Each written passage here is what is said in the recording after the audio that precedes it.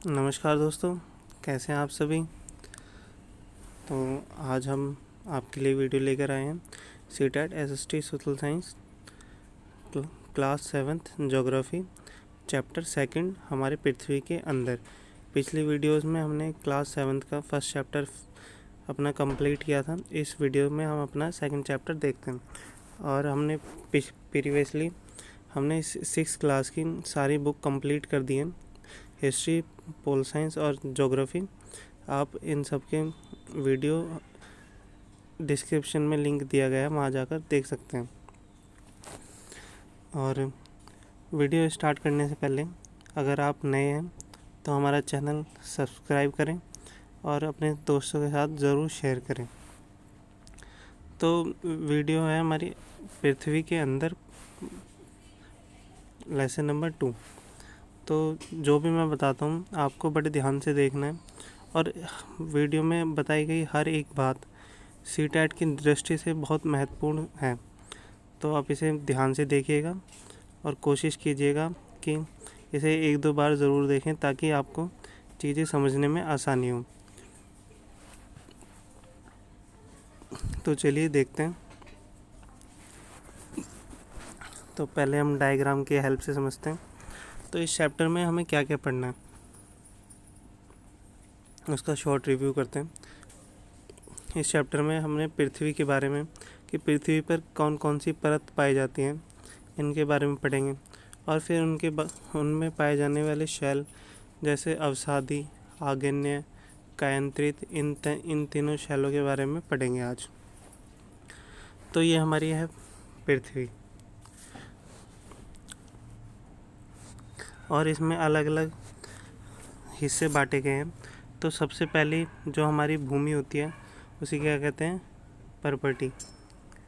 फिर इसके नीचे क्या आता है, इसके नीचे आता है मेंटल। और हमारी सबसे परत होती है कोड। तो ये आंतरिक कोड होती है, ये वाली, इतने हिस्से में।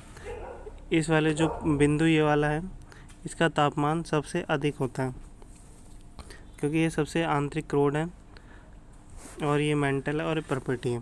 तो चलिए इन सब के बारे में विस्तार से समझते हैं। पृथ्वी की सतह की सबसे ऊपरी परत को परपटी कहते हैं, जैसे कि हमने डायग्राम में देखा था। अभी देखते हैं। महाद्वीप में 35 किलोमीटर और वह समुद्री सतह में केवल 5 किलोमीटर तक होती है। मतलब परपटी दो तरह की पाई जाती है। एक तो महाद्वीप, अर्थात मान लीजिए पहाड़ है, और ये है हमारा समुद्र। तो समुद्र तो गहरा होता है। तो महाद्वीप की प्रॉपर्टी कहाँ है, ये तो ये रही, ये वाली यहाँ। और समुद्र की कहाँ मिलेगी, ये समुद्र के नीचे मिलेगी इधर। तो महाद्वीप में कितनी पाई जाती है, 35 किलोमीटर, और समुद्र में केवल 5 किलोमीटर पाई जाती हैं। अब प्रॉपर्टी को हमने इस चैप्टर में 2 भाग में बांटा गया है, सीएल और एक सीमा। तो आप देख सकते हैं ये रहा हमारा महाद्वीप, और इसकी प्रॉपर्टी हमारी ये है, ये है क्योंकि ये समुद्र आ गया है। ये समुद्र की प्रॉपर्टी है ये वाली, और ये महाद्वीप की।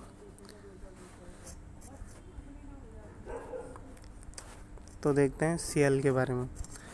महाद्वीप संहति मुख्य रूप से सिलिका एवं एल्युमिनियम जैसे खनिज से बनी हुई है, इसलिए इसे सीएल अर्थात सी से सिलिका तथा एल से एल्युमिनियम कहा जाता है। तो सीएल कहाँ पाई जाती है, ये हमारी महाद्वीप की प्रॉपर्टी होती है जिसे सीएल कहा जाता है। और सीएल क्यों कहा जाता है, क्योंकि इसमें सी से सिलिका और एल से एल्युमिनियम जैसे पदार्थ पाए जाते हैं महाद्वीप की प्रॉपर्टी में, तो इसलिए इसे सीएल कहा जाता है। अब देखते हैं दूसरा, सी में होता है हमारा महासागर की प्रॉपर्टी में। तो महासागर की प्रॉपर्टी मुख्यतः सिलिका और मैग्नीशियम से बनी होती है, इसलिए इसे सीमे कहते हैं। और सी से सिलिका और मैं से मैग्नीशियम। अब हमारी पृथ्वी की दूसरी परत पर चलते हैं, जो कि है मेंटल। तो प्रॉपर्टी के ठीक नीचे मेंटल होता है, जो 2900 किलोमीटर की गहराई तक फैला होता है। तो इस चैप्टर में, इन वीडियोस में हमने वही महत्वपूर्ण बिंदु रखे हैं जो कि आपके सीटेट सोशल साइंस पेपर 2 में पूछे जाते हैं। तो आप बेचिंता होकर इन वीडियोस को देखिए। इन्हीं वीडियोस से आपका सीटेट बड़े अच्छे नंबरों से क्लियर हो सकता है, अगर आपने ध्यान से पढ़ा तो। आगे बढ़ते हैं। अब हमारी पृथ्वी की सबसे आंतरिक परत है क्रोड। तो सबसे पहले कौन सी थी? प्रॉपर्टी, फिर उसके बाद मेंटल, और तीसरी हमारी क्रोड। तो देखते हैं इसके बारे में। पृथ्वी की सबसे आंतरिक परत क्रोड है, जिसकी त्रिज्या लगभग 3500 किलोमीटर है। तो इसकी त्रिज्या कितनी है? 3500 किलोमीटर। यह मुख्यतः निकल एवं लोहे की बनी होती है तथा इसे नीफे कहते हैं। तो नीफे क्यों कहते हैं? नी से निकल और फे से फेरस। तो ये दो चीज़ों की बनी होती है, निकल और फेरस की, और इसे क्या कहते हैं? नीफे।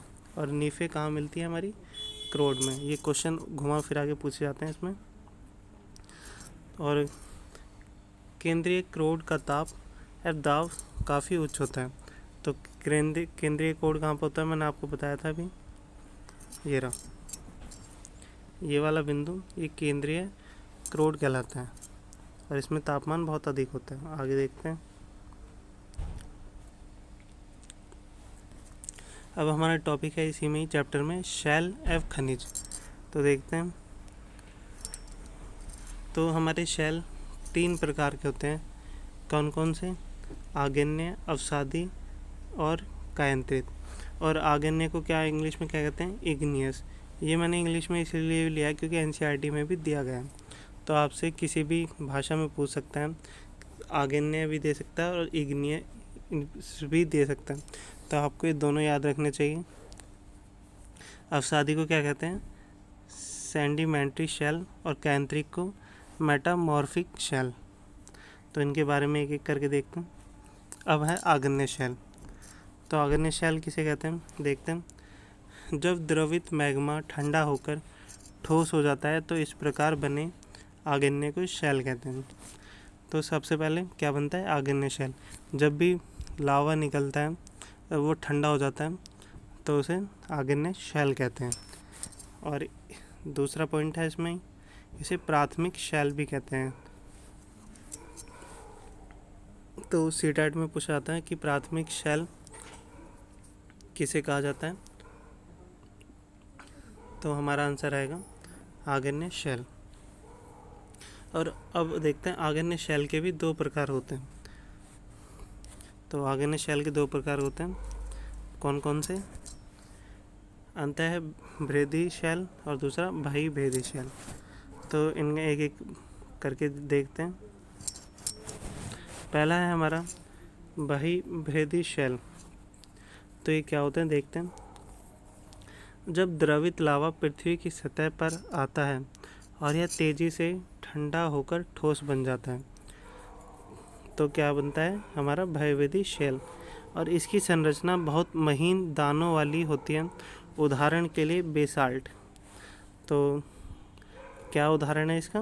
बेसाल्ट। तो आपको इसका एग्जाम्पल याद रखना पड़ेगा और इसकी विशेषताएं भी, कि ये बहुत महीन दानों वाली होती है और ये तब बनती है जब पृथ्वी की सतह पर यह तेज़ी से ठंडा हो जाता है तो क्या होता है? बहिर्भेदीय शेल। और इसका उदाहरण एक और है, दक्कन पठार बेसाल्ट शेल से ही बना हुआ है। तो हमारा क्वेश्चन पूछा जाता है दक्कन पठार किससे बना हुआ है? तो हमारा आंसर होगा बेसाल्ट शेल। अब देखते हैं दूसरे प्रकार का, आग्नेय का दूसरा प्रकार, अंतर्भेदी शेल। जब द्रवित मैग्मा भूपर्पटी के अंदर ही गहराई में ठंडा हो जाता है तो बहिर्भेदीय शेल कौन सा था? जब मैग्मा पृथ्वी पर आके ठंडा होता है, परंतु अंतर्भेदीय में जब ये यहीं ठंडा हो जाता है इसके आसपास ही, तो अंतर्भेदीय शेल कहलाता है। और देखते हैं इसके बारे में दूसरा पॉइंट, धीरे धीरे ठंडा होने के कारण यह बड़े दानों का रूप ले लेता है। तो बाह्य भेदीय कौन सा था, जिसमें महीन दाने होते थे, और अंतर्य भेदीय में हमारे यहाँ बड़े दाने होते हैं। इसका एग्जाम्पल है ग्रेनाइट, ऐसे ही शैल का एक उदाहरण है। आगे देखते हैं। मसालों तथा दानों का चूर्ण बनाने के लिए ग्रेनाइट से बने पत्थरों का उपयोग किया जाता है। तो मसाले और जो पत्थरों दाने जिससे पीसे जाते हैं, तो उसे वो किससे बनता है हमारा, ये हमारा ग्रेनाइट पत्थर से बनता है। अब देखते हैं दूसरा सेल, अवसादी सेल। पहले हमने जाना आग्नेय सेल। आग्नेय सेल में हमारे दो भागों में बांटा गया है, बाह्यवेद्य और अंतर्य। अब देखते हैं अवसादी। तो शैल लुढ़ककर, चटककर तथा एक दूसरे से टकराकर छोटे छोटे टुकड़ों में टूट जाते हैं। इन छोटे टुकड़ों को अवसाद कहते हैं। तो अवसादों की प्रक्रिया क्या होती है, जब यह हवा द्वारा लुढ़ककर या चटककर एक दूसरे से टकरा कर छोटे छोटे टुकड़ों में बट जाते हैं। ये अवसाद हवा, जल आदि के द्वारा एक स्थान से दूसरे स्थान पर पहुंचकर जमा कर दिए जाते हैं। आगे देखते हैं। यह अदृढ़ अवसाद दबकर एवं कठोर शैल की परत बनते हैं। इस प्रकार के शैल को अवसादी शैल कहा जाता है। तो पहले क्या बनता है, आग्नेय। आग्नेय के बाद क्या बनता है, अवसादी। अवसादी क्या होता है, जब आग्नेय आपस में रगड़ कर टूट जाते हैं और छोटे छोटे टुकड़ों में बट जाते हैं, तो वह अवसाद कहलाते हैं। उदाहरण के लिए बलुआ पत्थर रेत के दानों से बनता है। यह एग्जाम्पल है, इसे आप याद रखिएगा। और मोस्ट इम्पोर्टेंट लाइन इस चैप्टर की, इन शैलों में पौधों के जानवर एवं अन्य सूक्ष्म जीवाणु जो कभी इन शैलों पर रहे हैं के जीवाश्म भी हो सकते हैं। तो क्वेश्चन हमारा पूछा जाता है, ऐसे कौन से शैल हैं जिनमें जानवर या पेड़ पौधों के जीवाश्म मिलते हैं। तो कौन से हमारे वो, अवसादी शैल। इसका शैल का आखिरी प्रकार देखते हैं, यह है कायांतरित शैल।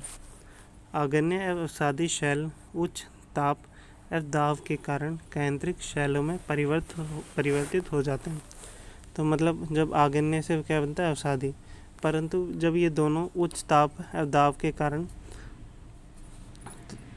पड़ता है तो इन पे ये कायांतरित शैल में परिवर्तित हो जाते हैं। उदाहरण के लिए चिकनी मिट्टी सिलेट में और चूना पत्थर संगमरमर में परिवर्तन हो जाता है।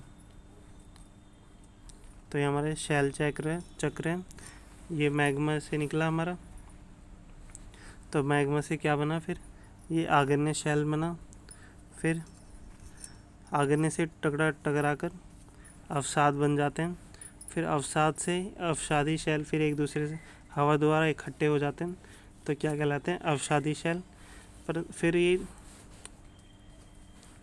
ताप अधिक पड़ता रहता है तो इन पे ये क्या बनते हैं, कायांतरित शैल। और कायांतरित शैल फिर और ज़्यादा दाब के प्रभाव में आती है तो दोबारा मैग्मा का रूप ले लेता है। तो यह हमारा शैल चक्र। अब देखते हैं खनिज के बारे में कुछ महत्वपूर्ण बातें जो हमारी एनसीईआरटी में दी गई हैं। शैल विभिन्न खनिजों से बने होते हैं। तो शैल किससे बने होते हैं, विभिन्न खनिजों से। तो खनिज प्राकृतिक रूप में पाए जाने वाले पदार्थ हैं जिनका निश्चित भौतिक गुणधर्म एवं निश्चित रासायनिक मिश्रण होता है।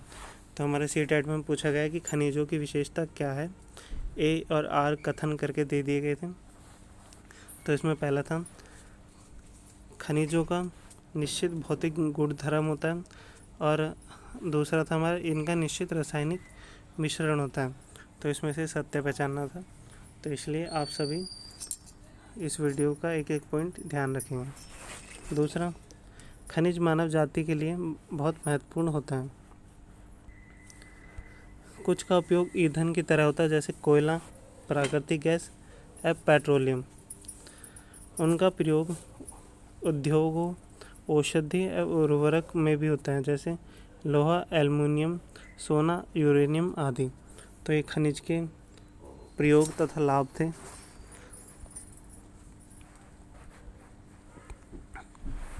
अब हमारी एक्स्ट्रा इन्फॉर्मेशन जो कि हमारी सीटेट में पूछी जाती है। क्या आप जानते हैं पृथ्वी की आयतन का केवल 1% हिस्सा पर्पटी है, 84% मेंटल है तथा 15% हिस्सा क्रोड है। तो सबसे ज़्यादा हमारी पृथ्वी पर क्या पाया जाता है, तो मेंटल 84% है हमारा मेंटल, 1% हमारा पर्पटी और बाकी का क्रोड। आगे देखते हैं। पृथ्वी की त्रिज्या 6371 किलोमीटर है। तो पृथ्वी की त्रिज्या कितनी है, 6371 किलोमीटर। अब नेक्स्ट, लाल किला लाल बलुआ पत्थर से बना है। और आखिरी, ताजमहल सफ़ेद संगमरमर से बना है। तो ये थी हमारी एक्स्ट्रा इन्फॉर्मेशन की लाल किला किससे बना है, लाल बलुआ पत्थर से, और ताजमहल सफ़ेद संगमरमर से बना हुआ है। तो आपको हमारी वीडियो अच्छी लगी हो तो प्लीज़ फीडबैक ज़रूर दीजिएगा। क्या वीडियो में कुछ कमी है या फिर आप सपोर्ट करते हैं तो कमेंट में ज़रूर लिखिएगा। और थैंक्स फॉर वॉचिंग।